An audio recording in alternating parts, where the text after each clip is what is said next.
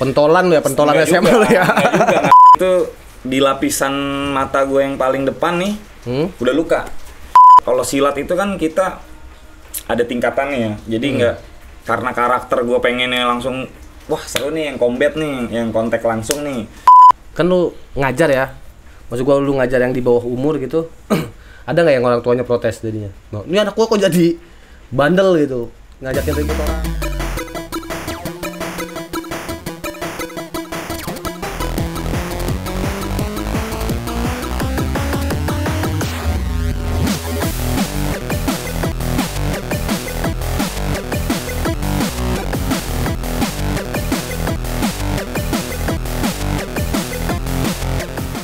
Yoi, balik lagi sama gua Bedul, masih di Isi Dong Podcast, yang bakal bahas tentang seputar pekerjaan-pekerjaan.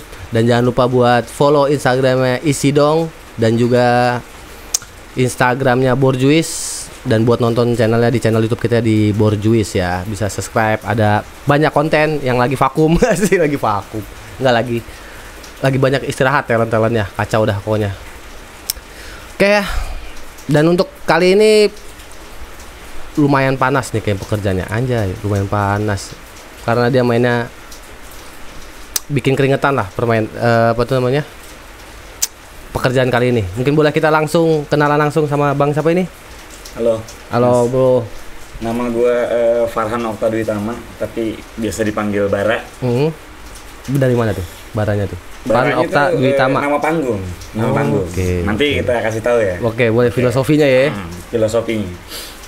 Pekerjaannya berarti? Pekerjaan gue sekarang ngajar sih, paling ngajar sama ngelola camp. Camp apa tuh? Camp bela diri. Di mana? Di Pondok Pinang. Pondok Pinang ya. Namanya? Namanya Tiger Force Camp. Tiger Force Camp yang kemarin tuh ya, dia tuh datang tuh manajer lu. Iya. Apa tuh dia tuh? Manajer gue itu. Manajer gue. Iya. Lanjut pelatih, pengajar di Force Camp tuh berarti apa yang lu ajarin? Gua di situ ngajar Muay Thai, boxing, MMA bisa, grappling, grappling. Grappling. Oh, grappling. Ya. Mirip, kalau namanya mirip. Jangan salahin gua dong. Nanti dikasih ejaannya tuh. Iya, itu gimana tuh? Iya. Itu jadi penasaran gua, apa grappling. Grappling gimana? Grappling itu dia dari satu titik A ke titik B terus dibayar. Grappling kan? Nge-grab keliling deh. Oh, grab keliling itu mah, bukan grappling. Jadi gimana tuh? Grappling itu kunci-kuncian. Ground fighting. Oh, mainnya di bawah berarti. Iya, di bawah, di ground. Oh. Kurang lebih ya kayak gitulah grappling. Berarti itu kan next stepnya kalau lawan jatuh dong. Kalau lawan yang nggak, masa mulai pertandingan dia enggak dong, tapi merayap. Itu kan kategorisnya ya, tadi kita bahas kategorisnya. Itu kategori grappling itu ya ground fighting dia. Di kategorisnya ground fighting. Ada pertandingan itu? Ada dong. Itu berarti dari awal ada wasit ting itu dia merayap gitu tuh. Jadi dia ada tentara mau perang. Jadi dia ada jalurnya. Jalurnya itu kayak gimana ya? Jadi itu ada teknik jatuhannya. Jadi sebelum di ground dia ada teknik jatuhan. Tetap diri dulu berarti. Yes, benar. Kalau dia nggak bisa jatuh? Oh, itu dia alot tuh pertandingan. Oh gitu, jelek malah ya? Alot, bagus. Oh bagus. Kuat sama kuat berarti nih. Oh gitu kan. Seru nih nontonnya, seru. Nggak kebayang lagi gua. Nggak kebayang nanti nonton. Boleh. Di mana emang ada? Di YouTube TV banyak. Oh, di YouTube banyak. Pasti grappling ya. Pin di Indonesia laku itu? Oh laku banget jelas. Laku. Karena itu lebih apa ya? Smooth ya, bisa dibilang lebih halus lah dibanding bela diri lain yang viral sekarang ya. Kayak Muay Thai, boxing itu kan konteksnya dia lebih ke kayak pukulan, tendangan, lebih kayak keras nih gitu kan. Iya. Kalau grappling ini lebih smooth lah, karena dia nggak ada pukulan, tendangan. Dia cuma nge-grab sama kuncian. Minim cedera berarti apa? Minim cedera. Enggak juga sih. Karena kalau sekali cedera patah tulang ya? Tetap ada. Iya, lebih ke patah tulang. Jadi dikunci begitu. Iya, benar. Kalau kita egois. Iya sih, benar. Lu sendiri kenapa? Berarti udah berapa lama jadi coach ini? Gua ngajar dari tahun 2016. Udah hampir 10 tahun hampir ya, 9 tahunan lah. Hampir ya. 2016 tuh. 2016. Itu semua bidang. Tapi kalau yang paling lu kuasai apa? Nggak semua bidang sih. Dari 2016 sampai ke 2017-an lah. Gue mungkin masih megang ngajar silat sama Muay Thai-nya. Silat Muay Thai. Boxing ya, striking-nya lah. Striking itu kan bela diri yang di atas lah, yang pukul-pukulannya gitu. Oke. Terus lanjut ya, seiring berjalannya waktu gue latihan juga kan. Pelatih ini harus latihan nih gitu. Gue latihan juga, latihan Brazilian Jiu-Jitsu, dimana tekniknya bisa gue pakai buat di grappling. Karena dia kategorisnya ground fighting nih, si Brazilian Jiu-Jitsu itu. Apaan tuh Brazilian Jiu-Jitsu, apa lagi tuh? Itu nama jenis bela diri. Nama jenis bela diri yang kategorisnya di ground dia mainnya. Gitu. Kalau kita boxing Muay Thai kan di atas nih, striking. Sebutannya Jinjit striking. lagi kan? Bisa jadi jinjit. Ya, boxing, taekwondo, silat itu kan pukul-pukulan, tendang-tendangan. Iya. Itu striking tuh. Kalau yang Brazilian Jiu-Jitsu ini grappling. Grappling, wrestlingnya juga ada. Tapi lebih banyak bawah berarti? Iya, ground. Lebih banyak groundnya ya. Lanjut lagi tuh. Kalau sampai sekarang udah itu masih terus berlanjut. Dari seiring berjalannya waktu gue latihan grappling, latihan Jiu-Jitsu. Ya gue pakai bisa lah tekniknya buat ngajar-ngajar grappling basic. Buat bertanding juga. Ya sambil ngajar juga sih. Itu kegiatan pelatih biasanya kayak gitu sih. Bertanding juga berarti lu sebelum coach langsung coach atau apa? Enggak dong. Sebelum coach ya gue emang dari awal gimana ya? Seneng ribut gitu kan. Pentolan lu ya, pentolan SMA lu ya. Enggak pentolan juga. Kirain seneng ribut. Street fighter lah. Street fighter. Siapa tuh Ken? Begitu ketemu wadah yang bagus, cocok lah gitu kan, cocok. Gue ngerasa ya, oke nih gue di sini gitu loh. Sama hati, oke lah gitu, jalannya bagus lah. Dan lebih terarah mungkin ributnya ya. Berarti dari tahun berapa tuh lu mulai kasarnya? Gue aktif serius di bela dirinya. Bertanding itu dari 2017-an lah ya. 2016-an tengah, 2017 tuh udah aktif bertanding. Sebelumnya ya main-main amatir aja sih. Sebelum ngajar tuh main amatir. Bertanding amatir. Berarti bisa dibilang berbarengan ya? Berbarengan. Nge-coach dan jadi atlet gitu. Jadi gue ngelakuin hal yang sama lah. Ngelakuin hal itu berbarengan lah intinya gitu. Di satu waktu lah. Tapi sekarang udah fokus jadi coach saja? Sekarang ya ngelatih aja lah sekarang. Kenapa? Sama megangkan. Karena gue ada cedera mas. Di mana tuh? Di mata gue nih. Dua-duanya udah abrasi kornea. Abrasi kornea. Apa tuh abrasi kornea? Abrasi kornea itu di lapisan mata gue yang paling depan nih, udah luka. Jadi gue ketika ketonjok, kagak ada korengnya tapi? Nggak kelihatan. Iya juga.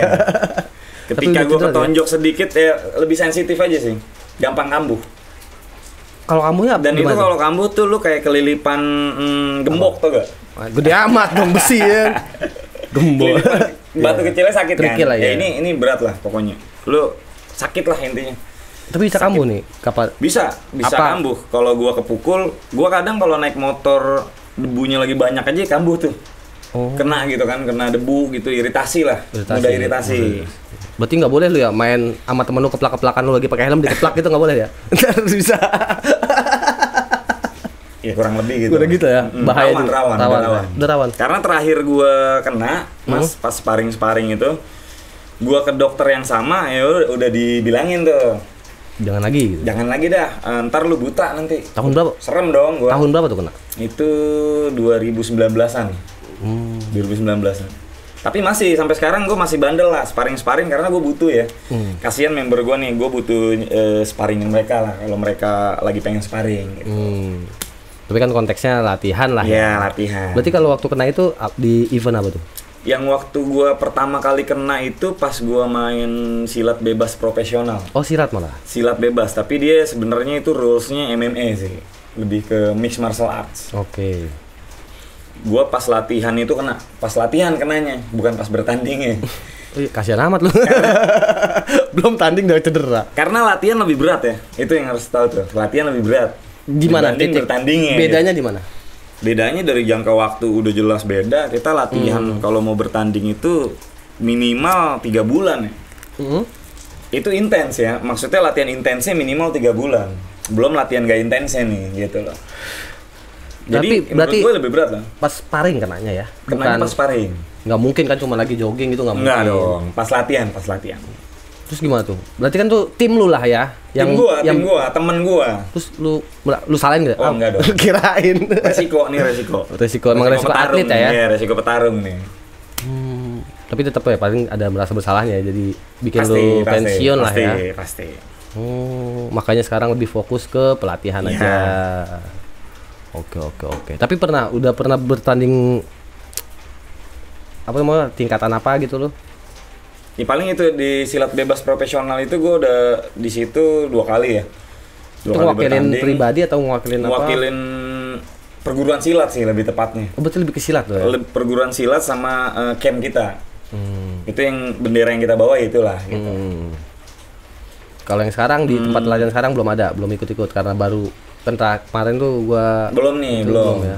Tapi rencana kita nih udah banyak nih fighter amatir yang mau terjun langsung lah nih di acara, di promotor amatir lah. Tapi emang kalau camp itu emang harus bela diri kasarnya luar lah ya. Kan tadi lu bilang lu basic lu silat kan? Oh enggak juga.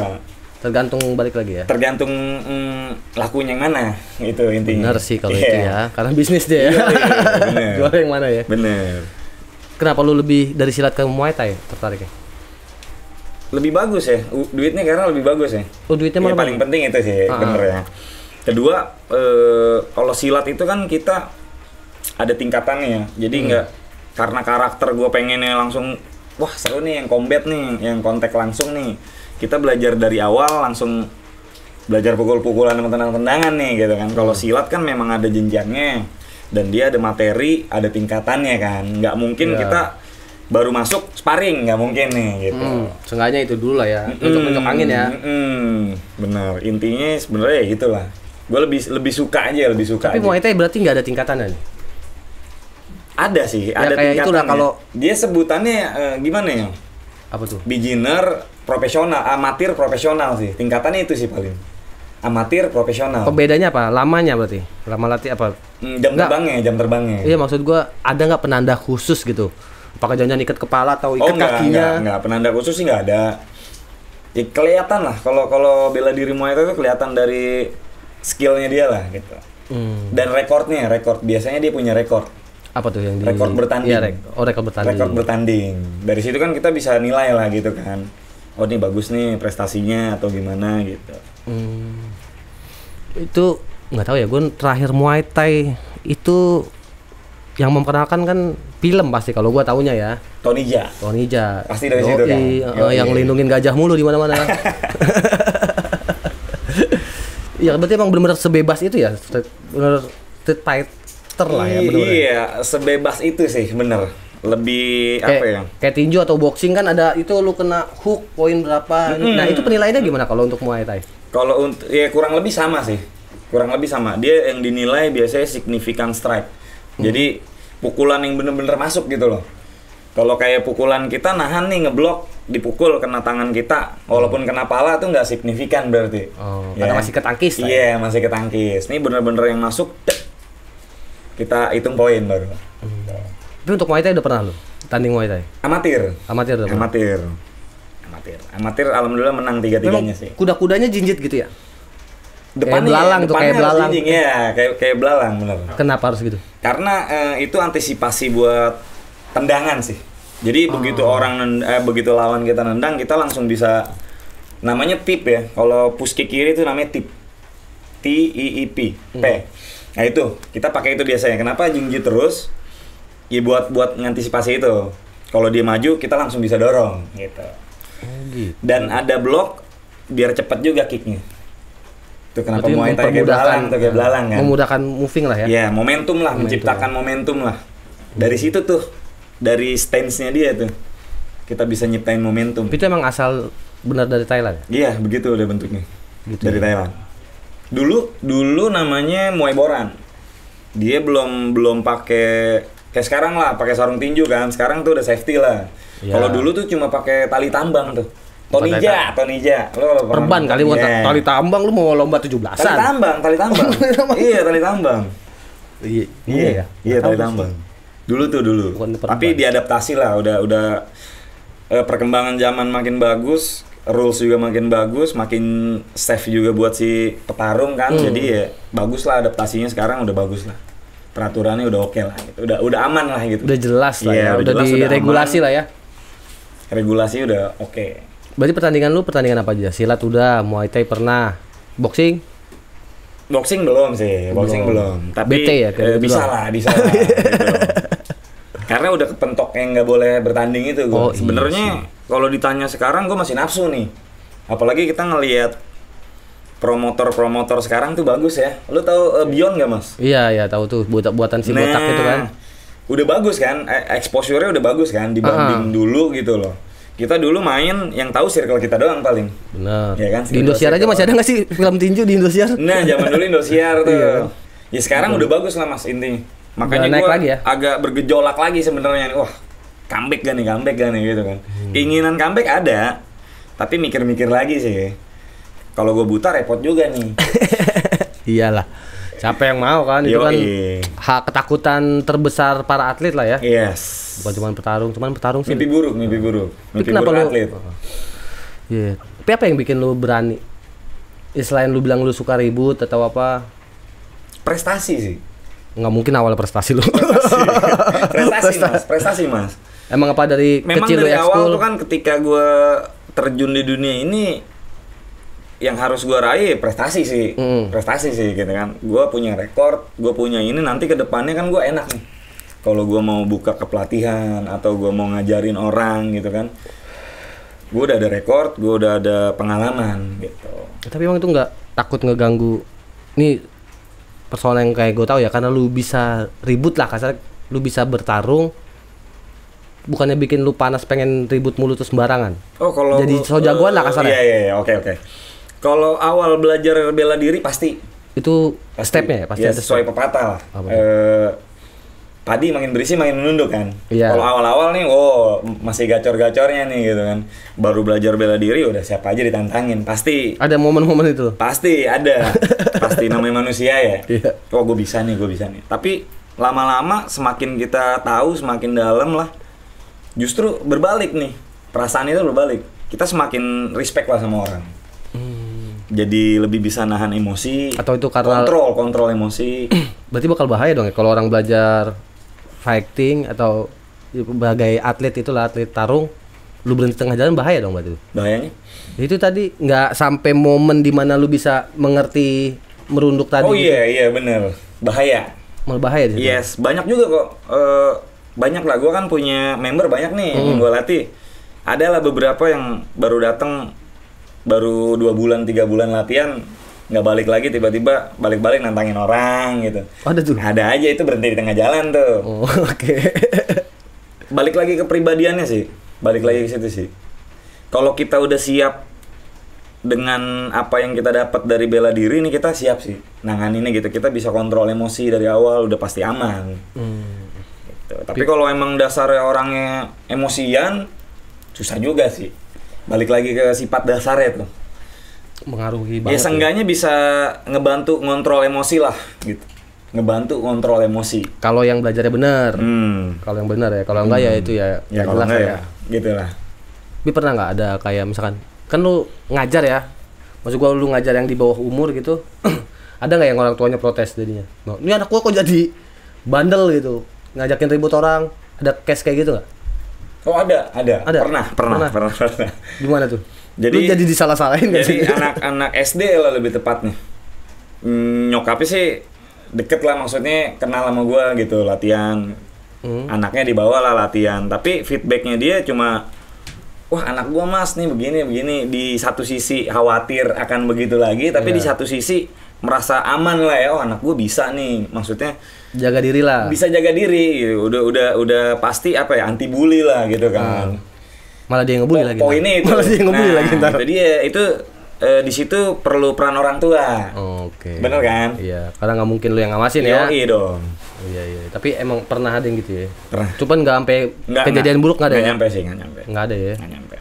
Apa tuh? Misalkan kalau emang apa sih standar kayak orang biasa deh tahu, oh nih bocah baru belajar fighting nih, kelihatan gitu.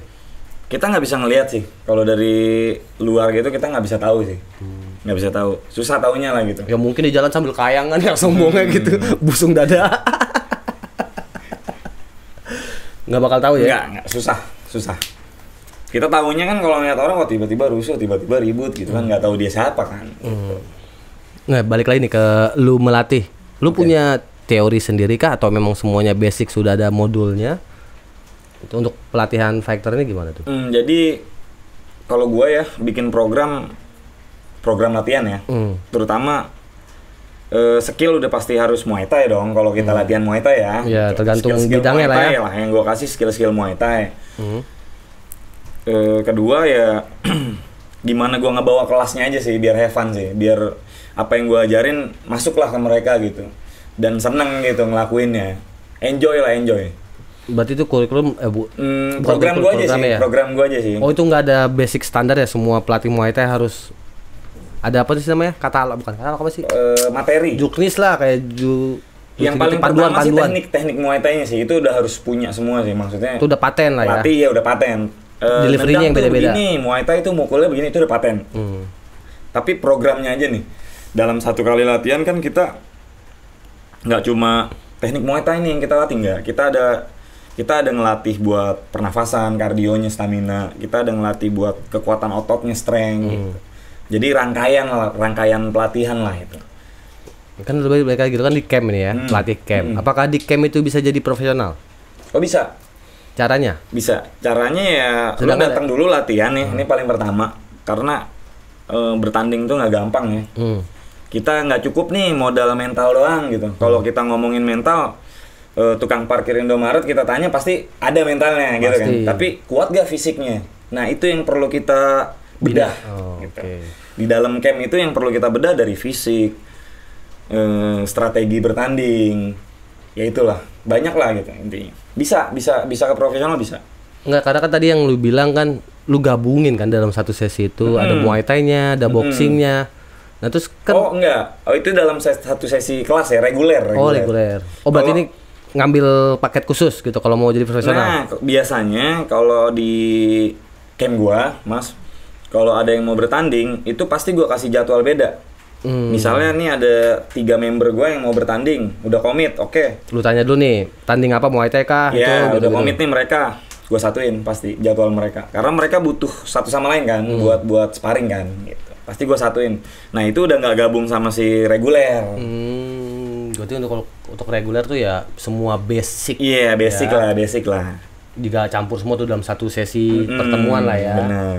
Baru kalau emang dia fokus lagi harus bilang ke lu atau ke camnya lah ya. Itu lu yang nentuin nggak? Jangan lu belum layak untuk tarung-tarung gitu. Iya biasanya kita sih. Gitu. Standarnya apa tuh? Standarnya cukup di camp cukup kuat sparring 8 ronde aja kali 2 menit. Itu udah bisa gue bilang layak lah. 8 ronde. Mau dia menang atau kalah? Mau dibalik dia menang atau kalah ya, tapi stamina tetap kita breakdown lah. Habis itu tetap kita breakdown kurangnya ya, gitu. Teknik lu kurang ini gitu. Tapi berarti yang poin utama lu karena lu bilang 8 ronde stamina berarti. Iya, berarti stamina.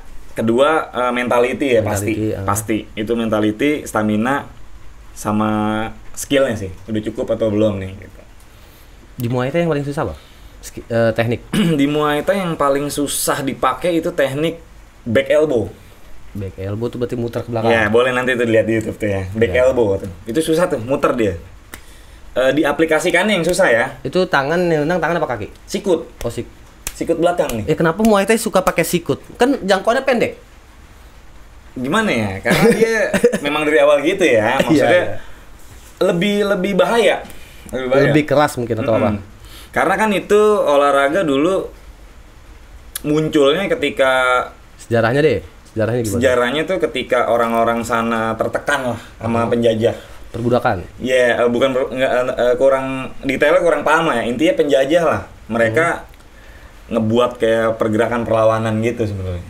Nah, itu terciptalah tuh bela diri yang benar-benar praktis, bisa dipakai buat perang lah kasarnya gitu, buat one on one bisa lah gitu. Ya kalau gue kan untuk masalah fighting atau bela diri dulu tuh yang paling gue suka capoeira. Jadi gue tahu tuh capoeira kan terbentuk karena dari tadi perlawanan melawan penjajah dengan bentuk dance. Makanya bener. Gitu kan. Di penjara itu ya adanya dulu. Iya, nggak tahu dari mana. Pokoknya itu supaya dia sebenarnya latihan berantem, tapi biar manipulasi lah ya, manipulasinya dengan dance. Iya, benar.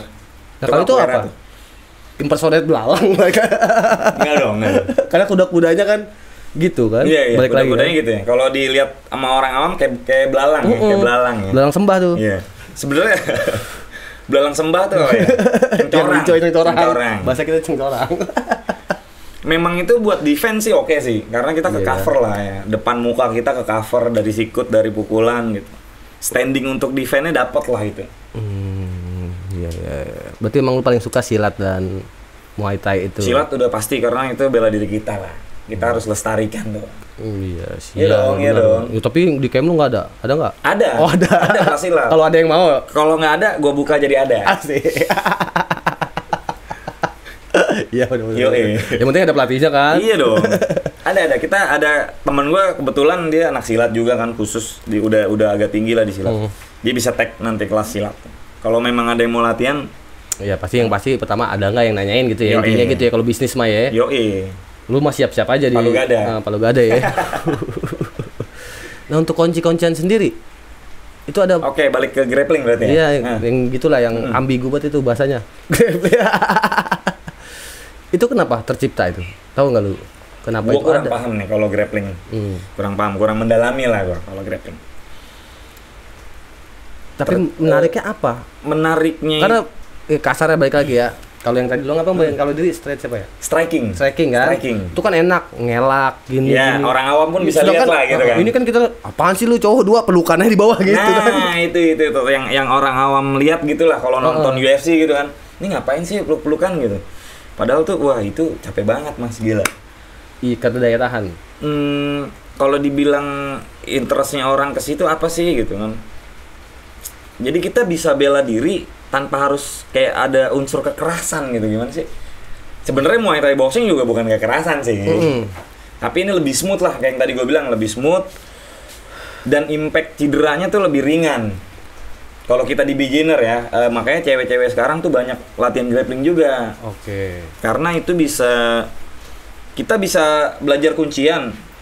Itu udah bisa ngelumpuin lawan banget sih, Yang Mas. paling terkenal kuncian apa tuh? Banyak sih Mas, banyak sih. Basic Itu apa banyak. tuh? Bentuknya kayak gimana? Bentuknya itu lu dicekek dari belakang lah, pakai Di atas. lengannya dia gitu, pakai lengannya dia. Bukan itu kalau jangan dong, lu sini jadi. Tapi boleh tuh, bagus tuh kayak dipraktekin. Iya, ntar dah. Iya. Maju.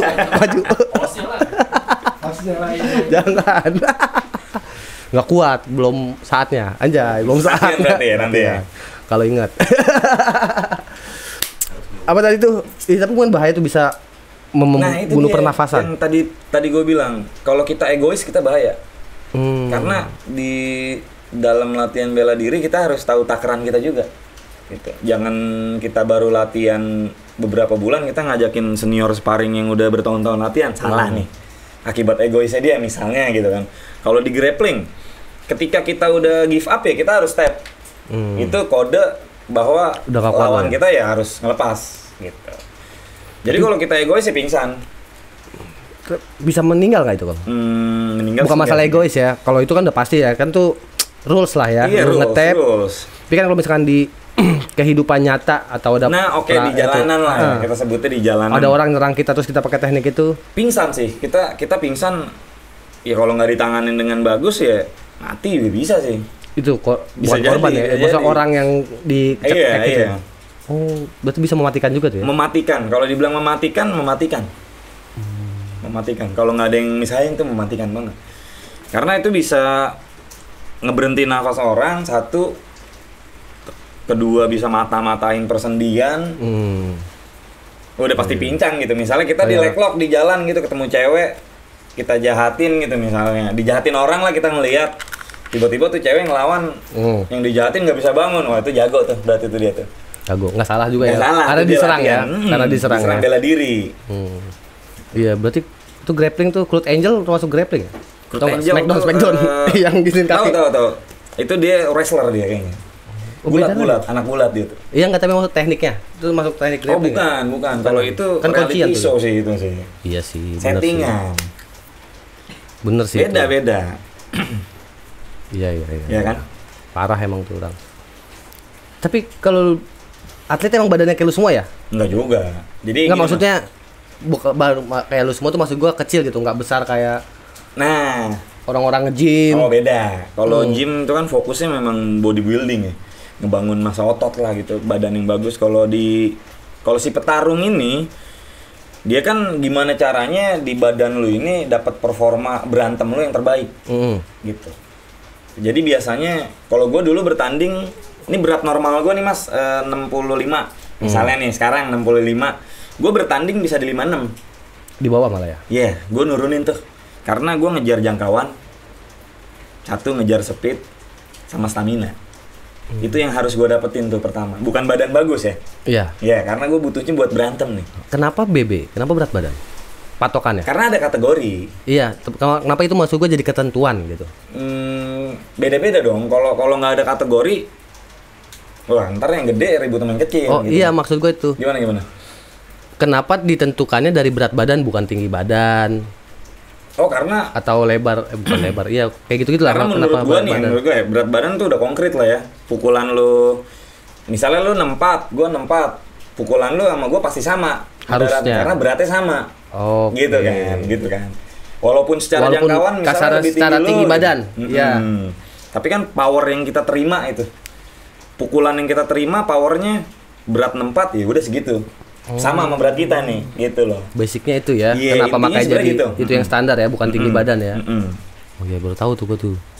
Ya walaupun dia tangan lebih panjang, cuman otomatis tuh powernya Beratnya sama kan? Kemungkinannya nggak jauh beda. Nggak jauh beda, bener, nggak jauh beda. Berarti ketika lu nurunin badan pun power lu berkurang. Power berkurang sih, pasti. Otomatis tuh ya. Iya, power berkurang. Tapi bisa kita latih, kita naikin lagi bisa. Kita latih strength-nya, kita latih itu bisa. Momentumnya, timingnya. Apa tuh? Maksud gue gimana kalau lu bilang tadi lu kan sempat nurunin. Apa tuh? Trik-trik nurunin gimana tuh? Dalam waktu lu mau tanding 3 bulan itu apa tuh namanya? Mau ngitung berat badan di 3 bulan lagi. Oke. Tuh Misalnya ngapain gue tuh? sekarang 4 ya, Mas. Jadi, gue latihan aja tuh kalau mau bertanding tuh sehari itu gue harus telan sekitar 5 jam minimal. Latihan doang ya. ya biasanya Itu dibagi. putus-putus. Biasanya dibagi. Biasanya gue pagi itu lari sekitar sejam, 2 jam sesi pagi, 2 jam sesi sore. Itu teknik-teknik kalau Nah itu udah latihan tuh setiap hari. Kita nggak istirahat setiap hari. Berat jadi petarung mas. Makanya gua nggak mau. Kita kalau kerja sama orang kita masih dapat libur. Kalau ini kita libur kita jelek gitu. Iya kita sih. yang nentuin. Makannya? Makan juga penting sih itu. Jangan jorok lah. Kalau mau bertanding namanya gua ngepasin berat badan kan udah pasti makanan tuh harus bener juga. Tapi nggak boleh kekurangan makan juga gitu. Iya. Apa tuh? Nutrisi harus bener lah gitu, kayak asupan protein, seratnya apa segala macem tuh harus pas. Harus kita bukan dihitung sih, kalau itu ribet banget ya. Kalau gue sih nggak pernah ngitung sih.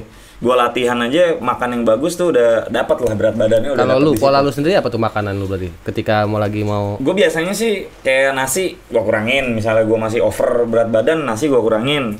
Masukin lagi protein nih, gue lebihin kayak tempe, tahu. Kita yang murah-murah aja mas. Oh iya, kirain lu mau ngomong steak gitu kan. Terlalu berat untuk seorang petarung kayaknya.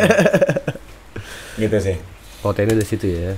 Pola makan harus bener, pola istirahat itu yang paling penting, itu harus bener juga. Berapa kalau untuk selama 3 bulan berarti lu tidur berapa jam? 7 Seharinya? jam. Seharinya Minimal. Harus. Karena di saat gua tidur, di saat gua istirahat justru itu waktu badan gua buat pemulihan. Pasca habis gua latihan gitu. Kan latihan itu kan kita punya otot tuh rusak lah kasarnya, luka lah gitu kita pakai berat luka, nah itu pas kita istirahat ya itu di situ momen buat mereka recovery lah. Ditambah asupan yang bagus ya, cakep jadinya. Berarti kalau lu lagi atau lu lagi nyaranin member lu lagi itu berarti tidur jam 9 gitu. Oh pasti gue saranin, karena gini mas, ketika member gue bohong pun gue pasti tahu. Apa tuh? Misalnya lu semua tidur jangan kurang ya gitu, harus minimal 7 jam lah.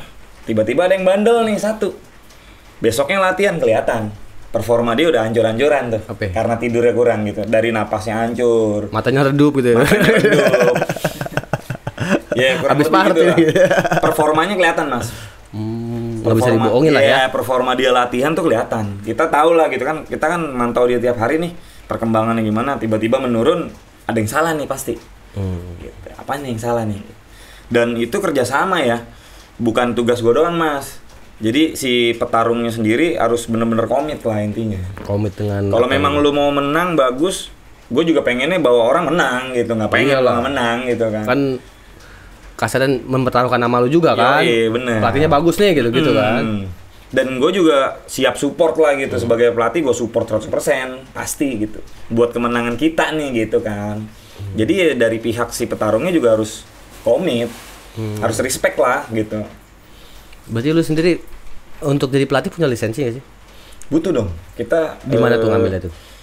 Biasanya tuh kalau Muay Thai itu di Indonesia punya badan Muay Thai Pro Indonesia. Biasanya dia tuh yang ngeluarin sertifikasi buat si pelatih-pelatih nih yang ada di Indonesia. Gitu. Standarnya atau ujiannya gimana? Untuk mendapatkan lisensi itu apa yang perlu dilakukan gitu? Kalau misalkan ada yang mau jadi pelatih Muay Thai atau faktor lain kan apa tuh kira-kira? Yang paling pertama kita harus bisa dulu sih. Jadi pelatih kan kita harus bisa, kita praktek kan, kita nyontohin gitu, role model lah gitu. Kita harus bisa dulu nih, bisa jago dulu gitu. Menurut gue ya harus jago dulu gitu kan. Prestasi ya harus ada dulu gitu. Kalau itu udah ada kan berarti kita udah punya experience, kita udah dapat jam terbang ya udah ada gitu kan. Tinggal kita butuh license buat ngelatihnya aja nih. Kita ngambilnya dari komunitas-komunitas kita itu. Dari badan itu Muay Thai Pro Indonesia. Ada beberapa sih, ada banyak sih Mas. Lihat tergantung bidangnya lagi kan. Bener, kickboxing ya kita ngambil di pelatihan kickboxing gitu. Lu punya berapa lisensi? Gua strength conditioning, Muay Thai boxing ada, CrossFit ada. Gua sekarang sih ada 7 ada lah ya, sertifikat ngajar gua tuh ada 7 lah ada. Keren loh ya, udah banyak lu ya. Iya, terus-terusannya kegiatan. Iya, karena ilmu itu kan kita harus upgrade ya. Benar. Iya. Harus ngikutin lah gitu. Iya sih. Intinya gitu sih. Berarti Mas. apa? Ada license yang pengen lu ambil lagi mungkin? Kedepannya pasti ada. Apa tuh? Entah kalau nanti ada, karena itu ada itunya juga, ada sessionnya juga, maksudnya ada batch-nya juga. Misalnya Muay Thai level 1, Muay Thai level 2, beda tuh. Muay Thai level 3 beda tuh. Apa yang dikasih sama si yang ngasih sertifikat tuh beda. Iya, sorry kalau gua kan taunya gua juga kalau gua olahraga lebih ke basket kan. License tuh ada tuh kayak SIM lah ABC. Nah, itu kan tingkatan tuh. Juga mempengaruhi harga dan lain-lain kan. Yes, berarti bener. Di Muay Thai juga ada kayak gitu ya. Iya, di pelatihan fighter ya. Ngaruh. Berarti nggak boleh tuh kalau sorry. Kalau di Muay Thai lebih tepatnya sih prestasi ya. Itu yang bisa menunjang harga itu sih. Prestasi sebagai pelatih. Sebagai petarung dan license sebagai pelatih juga udah cukup cukup dipercaya lah gitu loh. Sama experience ngajarnya sih. Banyak atau enggak yang ikut ke dia gitu ya. Berarti kalau untuk lu membernya ada berapa nih? Yang member yang di mana nih, Mas? Member yang di total.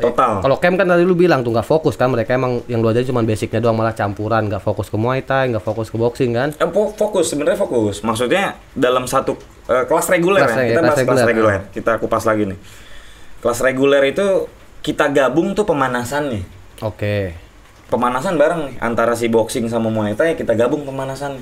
Karena itu mirip-mirip lah gitu kan. Pemanasan itu kebutuhan latihan yang dia pakai tuh sama lah kurang lebih mirip-mirip gitu kan. Jadi pemanasan yang kita gabung begitu udah masuk ke teknik ya kita pisah. Tetap spesifik sih, tetap dapat lah gitu. Detailnya tetap dapat, tapi memang progresnya agak lambat karena kita bareng-bareng nih. Ya reguler gitu. lah yang nggak fokus. Tetap dapat lah. Itu intinya. Berarti kalau lu pelatih juga bisa ngeluarin sertifikat untuk pemain pro bahwa dia sudah jadi pro atau belum gitu? Kalau kita ngeluarin sertifikat buat si profesional atlet, biasanya itu dari promotor sih, Mas. Kalau kita ngikut promotor luar negeri nih, udah pasti profesional, skalanya internasional kan, udah pasti kita atlet profesional tuh.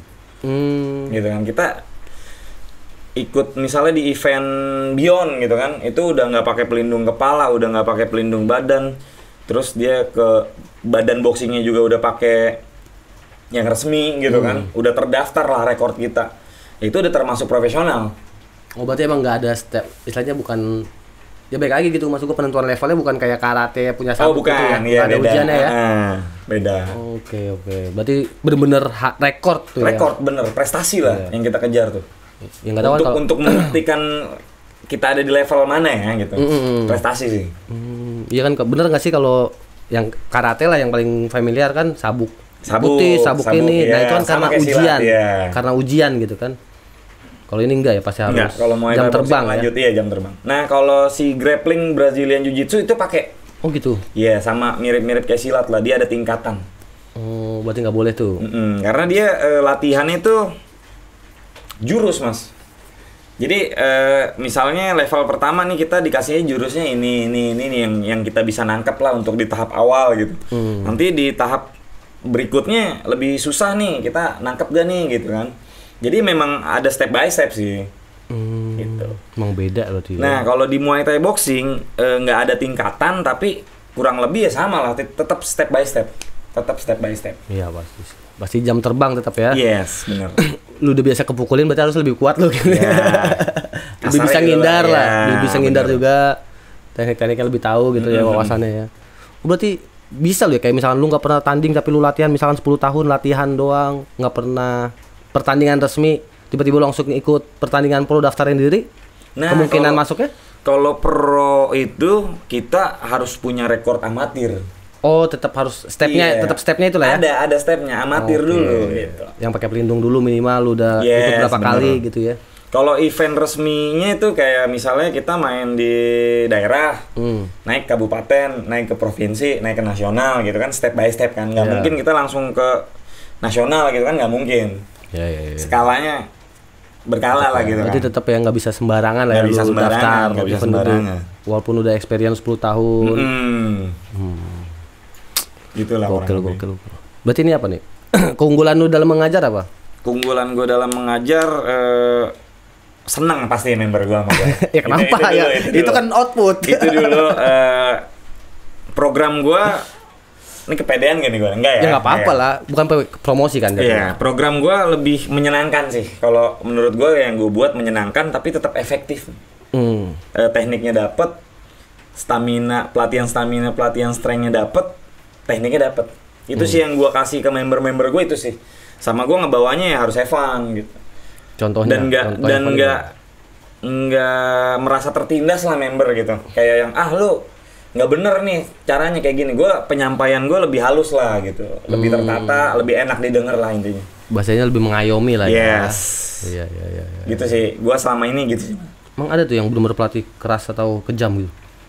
Gue sih belum pernah lihat ya, tapi dari cerita-cerita member gue yang pernah latihan di Tempat lain. dulu tempat gue di sini begini mas, gue ngerasa terintimidasi nih, soalnya semua keren semua, gitu.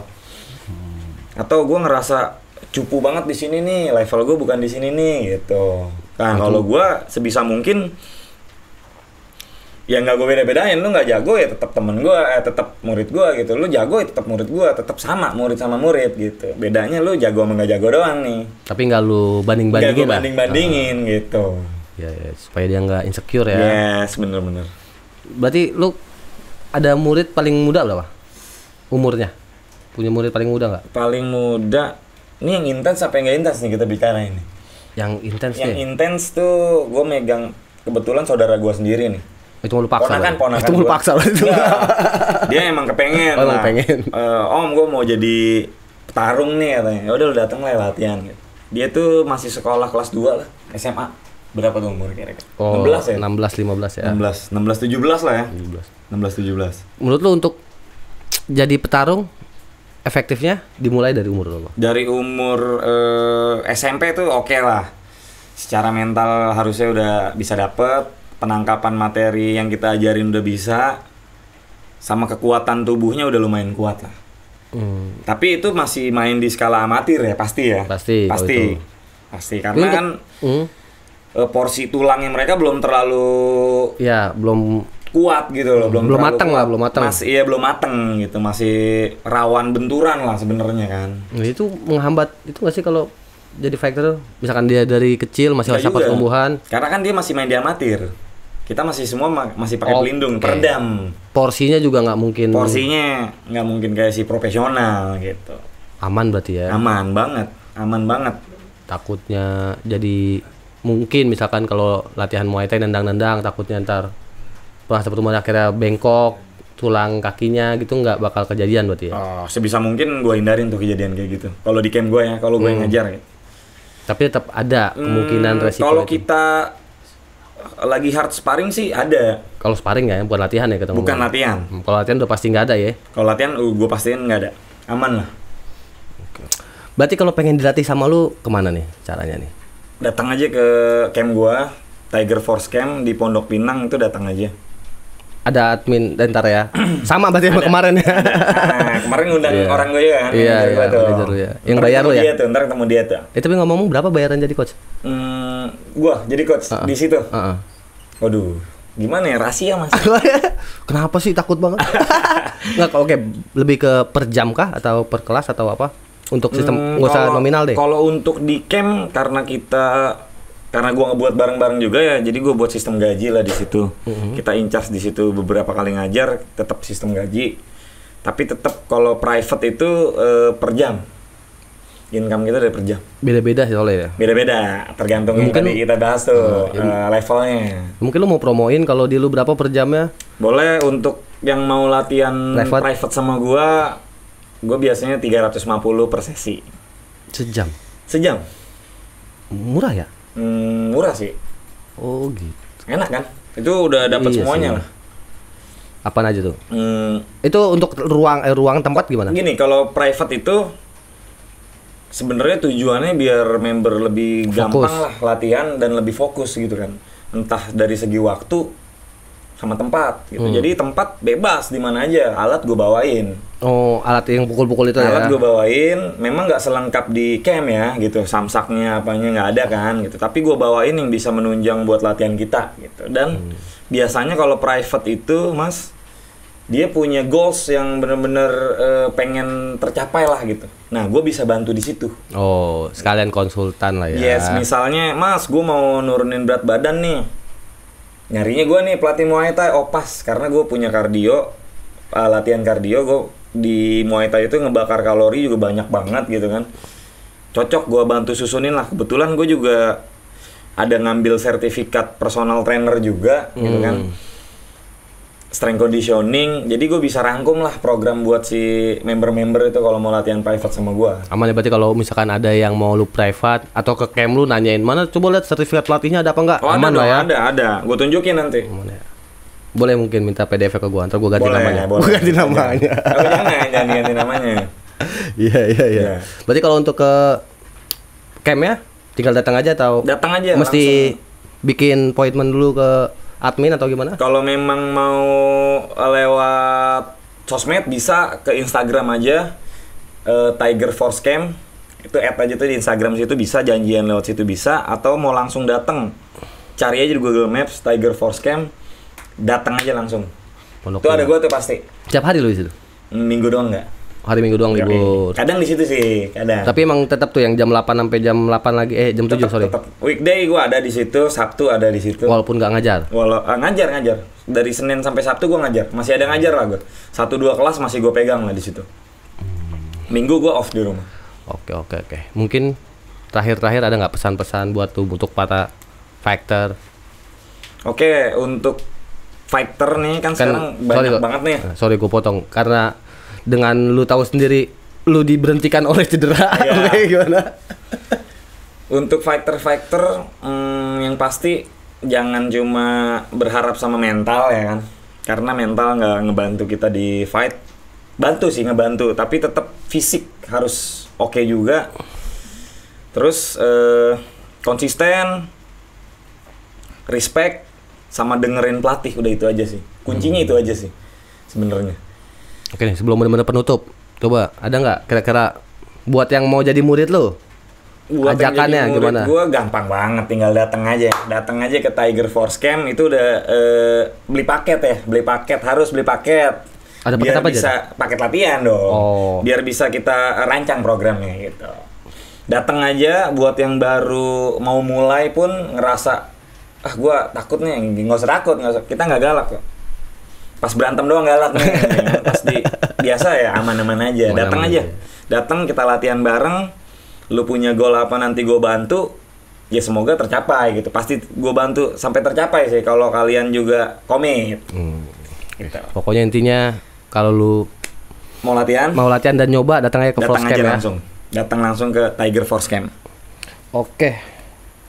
Mungkin terakhir ada simbolik nih, nama podcast ini ada isi dong. Oke. Jadi keren, sebenarnya tuh narasumber gua adalah sebagai yang mengisi gua dari kekosongan. keren. Wis. Filosofis banget gue ya. Ini gua harus ngisi nih. Iya dong. Siap. Karena yang dari tadi kita obrolin tuh ada sebuah ilmu. Oke. Gue penuhin aja biar jangan, kenyang. jangan, Oh, jangan. jangan. Siap. Karena kita harus selalu mengosongkan gelas. Oke, kan? cakep. Nggak boleh semuanya. Iya. Nggak boleh kebanyakan dan mabuk ntar gua bahaya. Oke, cukup sekian untuk episode kali ini. Sampai jumpa di episode selanjutnya. Bye bye.